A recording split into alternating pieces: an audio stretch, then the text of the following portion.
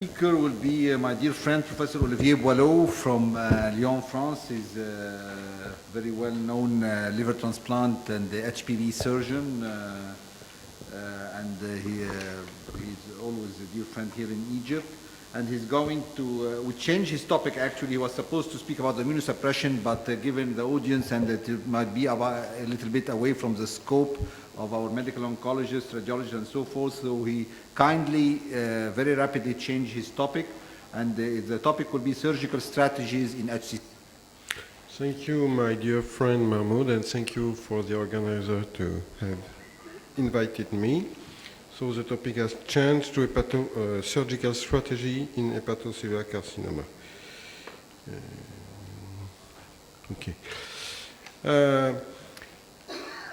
Most of the time, HCC arise in diseased liver, and the majority of cases, surgery is not possible. Only in a very few cases we can consider surgery for HCC. In 10% of cases, the liver is not cirrhotic, and in these cases, HCC is usually huge and require major hepatectomy when it is possible. So, for transplantable HCC, the ideal treatment is liver transplantation, which treats the tumors and the underlying disease. But because of donor shortage and the risk of progression during waiting time and dropout, liver transplantation cannot meet the demand. In this, there have been many studies published to compare resection versus transplantation for early hepatocarcinoma. And what we know now is that the 5-year patient survival between the two techniques is similar. But in contrast, after resection, the rate of recurrence is much higher than in liver transplantation. So I will not detail this algorithm which has been seen before. Looking to the possibility of surgery, it concerns only stage 0 and A. So progress has been made in surgery for HCC in 3 different steps: the preoperative period with patient selection, the assessment of the liver functional reserve, the planning of surgery by imaging, and technique to increase the volume of the remnant liver, such as portal vein embolization. Intraoperatively, surgical techniques have improved with reduction of hemorrhage and better parenchymal preservation. As well as in the postoperative period, the cares and the follow-up has improved. So looking to liver functional reserve, there are several parameters we can assess it. The child-pug score, the MEL score, the level of portal hypertension, with assessment of esophageal varices, the count of platelets, the size of the spleen, and the portal vein pressure. The measurement of the future liver remnant volume can be done with CT scan volumetry. The assessment of the degree of fibrosis also can be assessed with liver biopsy or the use of fibroscan, and at least, but a very important test for surgeons, the iodocyanine green tests. So, a major hepatectomy in case of HCC in chronic liver disease could be considered in patient child A with a MEL score less than 9, with no varices, with a platelet count over 100,000 and a portocaval gradient less than 10 mm mercury. Also, in case of response to portal vein embolization when a right hepatectomy is considered. And in all cases, the volume of the remnant liver should be at least 30 to 40% of the total liver volume. So in other cases, some minor hepatectomy could be done when there is, for example, grade 1 varices in child A patient or in child B patient for tumorectomy. So, when looking to the technique of resection, we can describe two: the wedge resection, which is a limited resection, and the anatomical resection. Anatomical resection is better considering the oncologic parameters, because it can remove satellites and also some vessel with micro or microvascular invasion. In fact, these two publications have pointed out that overall survival and disease-free survival was significantly better when anatomic resection was performed in contrast to non-anatomic resection. So, in surgery in HCC in chronic liver disease could benefit from sequential arterial chemoembolization followed by portal vein embolization in order to prevent tumor progression and allow hypertrophy of the future remnant left liver and a more safe right hepatectomy. In fact, in this randomized trial, comparing sequential transcatheter arterial chemoembolization followed by portal vein embolization versus portal vein embolization only for major hepatectomy for patients with hepatocellular carcinoma, overall survival rate and disease-free survival rate was significantly better when the two techniques were employed before surgery.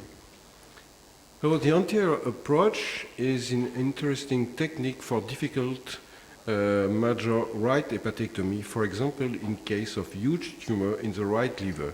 It allows to avoid the mobilization of the right liver before cutting the liver, and the liver is removed once the transection is done. This is a prospective study from a randomized study from Hong Kong, comparing the anterior approach versus conventional approach for right hepatic resection for large hepatocellular carcinoma. When the anterior approach is performed, there are less blood loss, significantly less blood loss in this group, and more patients which are not transfused during the surgery. And in addition, long-term survival seems to be better when the anterior approach is performed, probably because of less recurrence of the tumor. Combined to anterior approach, the liver hanging maneuver is a safe maneuver that allow to insert a tape behind the liver, which helps during the hepatectomy. So, moving to laparoscopic liver resection, in this large series comprising half HCC, the author stated that laparoscopic liver resections for HCC are safe with acceptable morbidity and mortality with a 3 and 5 year survival rate comparable to open resection. So this is particularly interesting for tumor located in the anterior and inferior segment, as you can see on these pictures. So laparoscopic liver resection could also serve as a bridge to liver transplantation for HCC in child B patient.